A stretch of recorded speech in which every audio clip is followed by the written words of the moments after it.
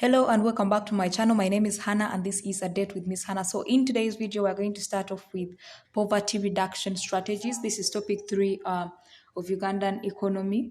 So we are going to start off with the definitions of poverty. Poverty has no universally accepted definition. So various scholars came up to try and find various definitions, but there wasn't really a universally accepted definition. Why?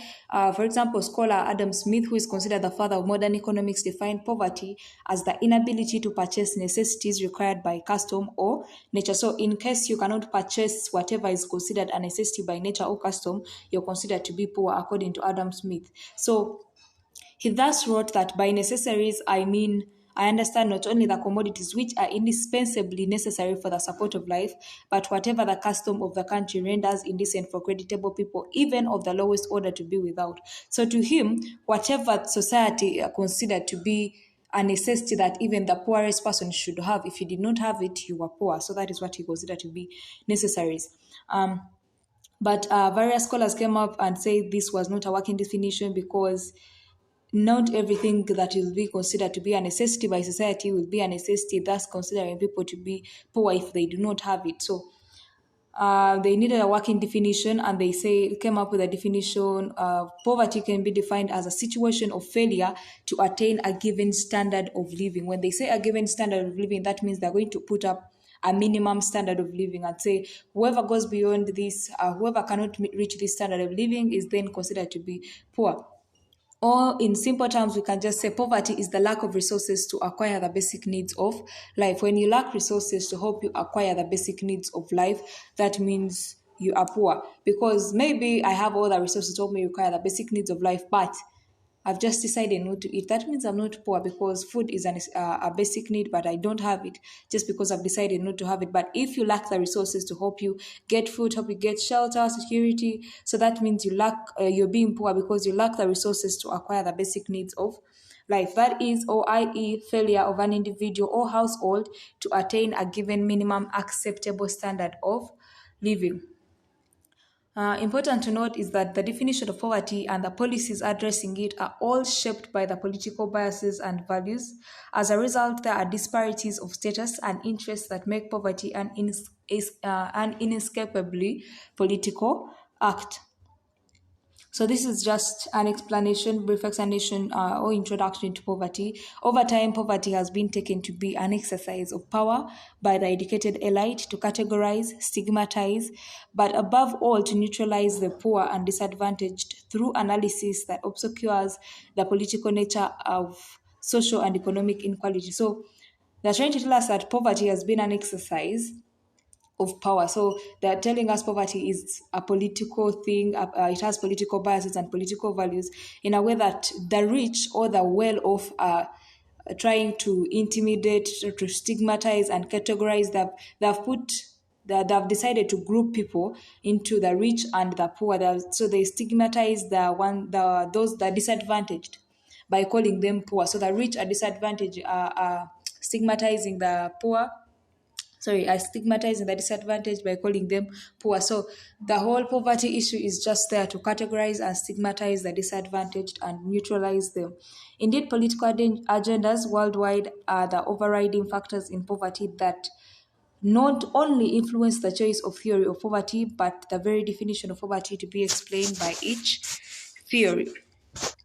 Therefore, poverty is multidimensional, but in its general sense, it means lack of necessities. Necessities like basic food, shelter, medical care, and safety are generally, those are the necessities.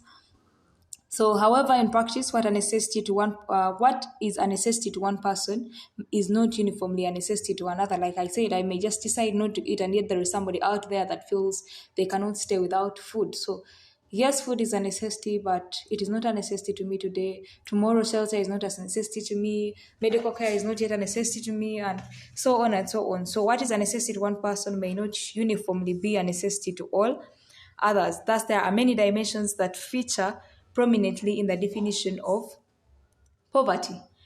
So number one, these are the various dimensions. Number one, poverty consists of many interlocked things. Although poverty is rarely about the lack of only one thing, the bottom line is always hunger. So what are they trying to say? Yes, like we've said, uh, what may be a necessity to one person may not be necessity to the other. So they are telling us that dimensions are poverty consists of many interlocked things. It is not just based on one thing that if somebody does not have shelter, they are poor. Needs to somebody needs to at least lack a number of necessities. So, however, they're telling us the bottom line is always hunger. When somebody lacks food, then they are always considered to be poor because shelter may be really expensive. I cannot afford a house. I cannot afford to go to the hospital. So I'll treat myself at home, give myself local herbs and all. But the bottom line is always hunger. One is always supposed to be able to provide themselves food. So if you lack food, then you're definitely considered to be poor. Then number two, poverty has important psychological dimensions such as powerlessness, voicelessness, dependency, shame, and humiliation. However, the maintenance of cultural identity and social norms of solidarity often helps poor people to continue to believe in their own humanity despite inhuman conditions. Number three, poor people lack access to basic infrastructure like roads, particularly in rural areas, transportation, and clean water.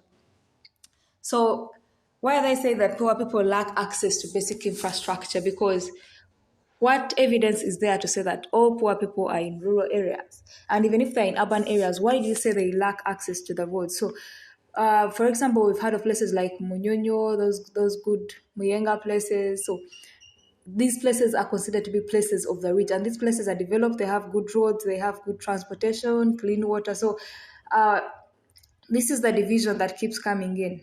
Like we've said, poverty is just a way of stigmatizing people, categorizing people. We have the rich and then the poor. So we are not going to find any person that cannot, a poor person, let me say, you cannot find a poor person living in Munyonyo, obviously. So you're going to find a poor person living in Katanga, living in Kalere. So they don't have access to clean water because the places they can actually afford do not have the clean water. The places they can actually afford do not have the good roads. So that is why they're saying poor people lack access to the basic infrastructure. Number four, while there is a widespread of thirst for literacy, schooling receives little mention or mixed reviews from the poor. They have little education, in other words. So there is a widespread thirst for literacy, right? Even these poor people know they need education to actually come out of their poor state. Poor people realize that education offers an escape from poverty. So they know that if somebody is educated, they are assured of getting a good job tomorrow and they can actually escape from the poverty, but they cannot actually afford to go to school. So yes, they know they need school, but they do have little education because of the economic environment they are in, so they cannot afford to go to school. Poor health and illness are dreaded almost everywhere as a source of destitution among the poor. This is related to the cost of healthcare as well as income lost due to illness. So there is a there is always poor health and illness among these people. Like I said, look at the people in Katanga. We say they don't have Kalere, okay, those slums. They don't have access to basic infrastructure. For example, the clean water. So they are bound to get sick and have poor health every now and then. And every time they are sick, they are losing money. There's income lost due to the illnesses because most of these people are not employed in companies that are going to, give them a leave, maybe a paid leave because they are sick and all. Most of these people are doing manual labor, and if you don't go to work that day, you're not going to earn, and there is no paid leave or anything. So you actually even get to lose your job if you don't go back to work. Maybe you are digging in somebody's garden, so you're not going back. And then the next one is poor. The poor rarely speak of income. The poor rarely speak of income, but focus instead of managing assets, physical, human, social, and environmental, as a way to cope with their vulnerability. In many areas, this vulnerability has a gender dimension. So the next part is going to be why does poverty matter, and we shall do that in the next